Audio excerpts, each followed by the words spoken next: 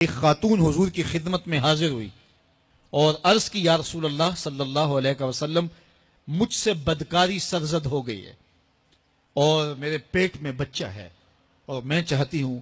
کہ آخرت کی سزا کی بجائے دنیا کے اوپر اس کی سزا مجھے دے دی جائے تاکہ میں پاک ہو جاؤں اور صاف ہو جاؤں، کیونکہ آخرت کی سزائیں بہت سخت ہیں۔ اللہ کے محبوب علیہ السلام نے جبریل امین سے ایک دن پوچھا تھا مجھے جہنم کے عذابوں کا ذکر سناؤ، تو عرض کی یا رسول اللہ صلی اللہ علیہ وسلم ہلکا ترین عذاب یہ ہے کہ جہنمی کے پاؤں میں آگ کے جوتے رکھے جائیں گے، باقی اس کے پورے بدن پہ آگ نہیں ہوگی،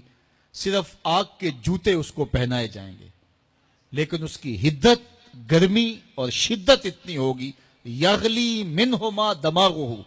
اس کی شدت سے اس کا دماغ پگھل کر ناک اور کانوں کے ذریعے سے باہر آنا شروع ہو جائے گا۔ یہ سب سے ہلکے عذاب کی کیفیت ہے،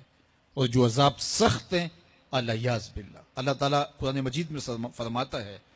ثم لا يموت فیہا ولا یحیا، اس بڑے عذاب کا ذکر کیا جو جہنمیوں کو دیا جائے گا، فرمایا اس عذاب کی کیفیت یہ ہوگی بندہ نہ جیے گا نہ مرے گا۔ جیے گا اس لیے نہیں کہ آگے اور پیچھے دائیں اور بائیں آگ ہی آگ ہوگی، تو اس آگ میں جینا کو جینا تو نہیں ہوگا، اور مرے گا اس لیے نہیں کہ موت کو موت آ چکی ہوگی۔ تو وہ کتنا سخت عذاب ہوگا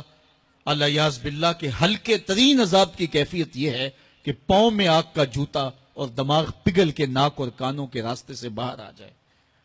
تو اس نے عرض کی یا رسول اللہ صلی اللہ علیہ وسلم میرے اوپر حد جاری کر دیجئے، اور اس نے کہا کہ میرے پیٹ میں جو ہے وہ بچہ ہے۔ اللہ کے محبوب علیہ السلام نے فرمایا جاؤ جب بچہ پیدا ہو تو پھر آنا۔ وہ چلی گئی، تو جب بچہ پیدا ہوا تو گود میں اٹھائے پھر حضور کی خدمت میں حاضر ہوئی اور عرض کی یا رسول اللہ یہ ہے بچہ جو میں نے گناہ کیا تھا، بدکاری کی تھی، آج یہ اس کی نشانی ہے۔ تو اللہ کے محبوب علیہ السلام نے فرمایا کہ اسے لے جاؤ اور اسے دودھ پلاؤ، اور جب یہ کچھ کھانے پینے لگ جائے گا تو پھر آنا۔ کچھ دنوں کے بعد وہ دوبارہ حاضر ہوئی اور اس نے اس بچے کے ہاتھ میں روٹی کا ٹکڑا دیا ہوا تھا اور عرض کی یا رسول اللہ دیکھ لیجئے اب یہ روٹی کھانے لگ گیا ہے۔ اللہ اکبر۔ تو اللہ کے محبوب نے فرمایا انہیں لے جاؤ اور جا کے انہیں سنگسار کر دو۔ اس کی یہ حد بنتی تھی، اس کو سنگسار کیا اور اس نے خود یہ سزا اپنے لیے قبول کی۔ تو یہ بات ذہن نشین کیجئے کہ یہ وہ لوگ تھے کہ جن سے کبھی کوئی گناہ سرزد ہو جاتا تو وہ جلد توبہ کرتے، اور اس کی بڑی سے بڑی حد اور سزا بھی ہوتی تو وہ بھی کاٹنے کے لیے تیار ہو جاتے۔ میں اور آپ دیکھیں کہ ہماری زندگی میں اگر گناہ ہیں اور ہمیں سچی توبہ کی توفیق بھی نصیب نہیں ہے تو پھر ہم سوچ لیں کہ ہم کہاں کھڑے ہیں۔ دیکھیے اللہ دلوں کے بھید جانتا ہے۔ سچی توبہ یہ ہے کہ جو کیے پر ندامت ہو اور آئندہ نہ کرنے کا عزم مصمم ہو، پکا ارادہ ہو کہ یہ گناہ زندگی میں دوبارہ نہیں کروں گا۔ الگ بات ہے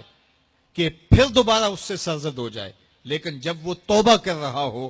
تو اس وقت اس کا پختہ عزم ہو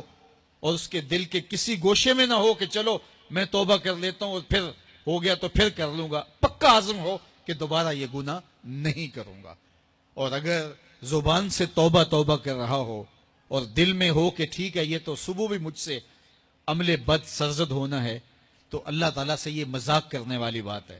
اور اللہ تعالیٰ سے جو مذاق کرتا ہے وہ کہاں کھڑا ہے وہ خود سوچ لے۔ وہ کیا کسی نے کہا تھا کہ توبہ کی پھر توبہ کی، پھر توبہ کر کے توڑ دی، میری اس توبہ پہ توبہ توبہ توبہ کر اٹھی۔ تو ایسی توبہ نہیں ہے کہ جو رسماً کسی مجلس میں چلے گئے، کسی اجتماع میں چلے گئے تو سب لوگوں نے توبہ توبہ کی تو وہ بھی توبہ توبہ کرتا رہا، لیکن اس کا عزم مصمم پختہ ارادہ نہیں تھا گناہوں کو چھوڑنے کا، تو یہ توبہ نہیں، یہ مذاق ہے۔ اس لیے اللہ کے حضور سچی توبہ یہ ہے کہ ما قبل کے گناہوں سے ندامت پیدا ہو جائے اور سچے دل سے ارادہ کیا جائے، پختہ عزم کیا جائے کہ دوبارہ میں یہ گناہ نہیں کروں گا۔